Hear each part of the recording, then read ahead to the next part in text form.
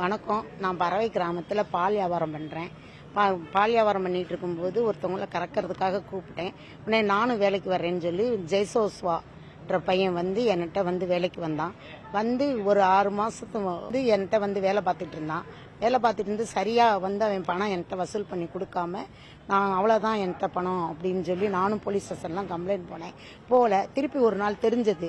என் காசை கொடுடான்னு சொல்லி போய் கேட்க போனதுக்கு என்னை வீடியோ எடுத்து எல்லார்ட்டையும் காமிச்சு என்னை இந்த அம்மா அடிச்சிச்சு, என்னை மான பிரச்சனை பண்ணுச்சு அப்படின்னு சொல்லி எல்லார்ட்டையும் காமிக்கிறான். எனக்கு ஆத்திரம். நான் லேடி, எனக்கு 3 பொம்பளை பிள்ளை தான், என் வீட்டுக்காரி இல்லை. நான் வச்சு பார்க்கலாம் அப்படின்ற ஒரு இதில் பார்த்துட்டு இருக்கும்போது இவன் என்கிட்ட 7 லட்சம் ரூபாய் எழுதி மோசடி பண்ணிட்டு இப்போ நான் கொடுத்துட்டேன், இதில் கூகுள் பிளேயில் போட்டிருக்காங்க, வச்சிருக்காங்க, அப்படி பண்ணியிருக்காங்க, இப்படி பண்ணியிருக்காங்க, நான் எல்லாம் கொடுத்துட்டேன் அப்படின்னு என்னைய அடித்து தள்ளி விட்டுட்டான். கீழே தள்ளி விட்டுட்டு இப்போ அவன் வீடியோ, எனக்கு வீடியோ எடுக்க தெரியாது, அவன் வீடியோ எடுத்து எல்லாத்துட்டையும் காமிச்சு இந்த அம்மா தான் என்னை இப்படி பண்ணுச்சுன்னு சொல்லி பொழுதுனிக்கு எல்லாத்துட்டையும் சொல்லிக்கிட்டு இருக்கான். போலீஸ் ஸ்டேஷனில் கம்ப்ளைண்ட் கொடுத்தேன். கம்ப்ளைண்ட் கொடுத்ததுக்கு அவங்களும் விசாரித்து பார்த்துட்டு கோயிலுக்கு போங்க, அங்கே போங்கன்னா கோயிலுக்கு வரமாட்டேன்ட்டான். கோயிலுக்கு வராமல் நான் வர முடியாது அப்படின்னு சொல்லிட்டு வீட்டுக்கு போயிட்டான். திருப்பி போலீஸ் ஸ்டேஷனில் விசாரணை பண்ணதுக்கு நான் அதெல்லாம் கொடுத்துட்டேன், நான் கோர்ட்டில் போய் பார்த்துக்கிறேன்னு சொல்லிட்டு வந்தான். அவன் திருநம்பி தான். என்கிட்ட எனக்கு ஏற்கனவே கல்யாணம் ஆகி எனக்கு குழந்தை இருக்குன்னெல்லாம் என்கிட்ட சொல்லிட்டு தான் இருந்தான். திருநம்பி தான்.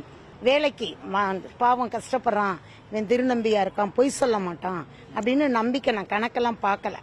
நான் ஒருத்தி தான். நான் நைட் 2 மணிக்கு எழுந்திருப்பேன்.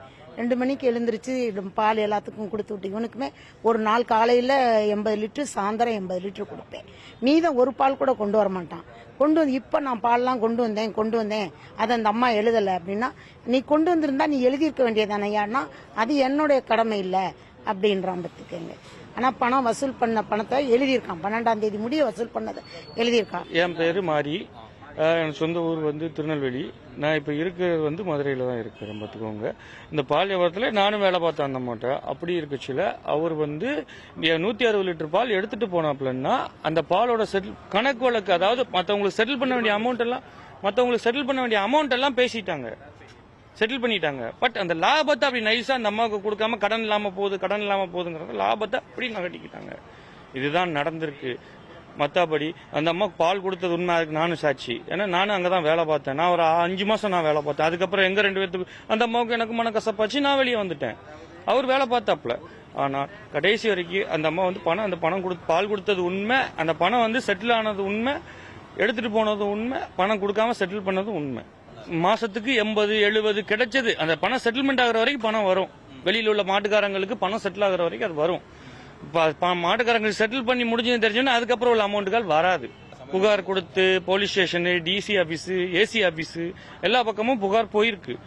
Madurai SP office, rural SP office வரைக்கும் புகார் போயிருக்கு. 3 இடத்துல 4 இடத்துல கம்ப்ளைண்ட் கொடுத்துருக்கோம். இது அவங்க என்ன சொல்றாங்கன்னா, இது பண விஷயம், நாங்க பேச முடியாது. பண விஷயம் ஒரு பக்கம் இருந்தாலும் இது ஒரு சீட்டிங், போர்ஜரி, ஃப்ராடுத்தனம். அந்த ஃப்ராடுத்தனத்தை அவங்க ஒரு கேஸா ஃபைல் பண்ணலாம். ஃபைல் பண்ணி இவங்க கோர்ட்டுக்கு கொண்டு போனாங்கன்னா அது வேற மாதிரி, கிரிமினல் கேஸா ஃபைல் பண்ணி கோர்ட்டுக்கு கொண்டு போனாங்கன்னா அது வேற விதமா இருக்கும். சிவில் கேஸ் போட்டு அலையிற அளவுக்கு எங்களுக்கு தெம்பு கிடையாது. நாங்க அந்நாடு உழைச்சி சாப்பிடுற ஆட்கள். 500 ரூபாய்க்கு உழைச்சி சாப்பிடுற ஆள் ஒரு 5 வருஷம் கேஸ் நடத்த முடியுமா எங்களால? அப்படி இருக்கச்சுல நாங்க என்ன செய்ய முடியும்? நாங்களும் முந்தானேத்து வரைக்கும் நேத்து கோர்ட்ல சமரசம் பேசியிருக்கோம். நாங்க எல்லாம் கொடுத்தாச்சு, பணம் எல்லாம் செட்டில் பண்ணியாச்சு. பணம் செட்டில் ஆனா நாங்க எதுக்குங்க வாரோம்? செய்திகளை உடனுக்குடனும் துல்லியமாகவும் தெரிந்து கொள்ள சப்ஸ்கிரைப் பண்ணுங்க.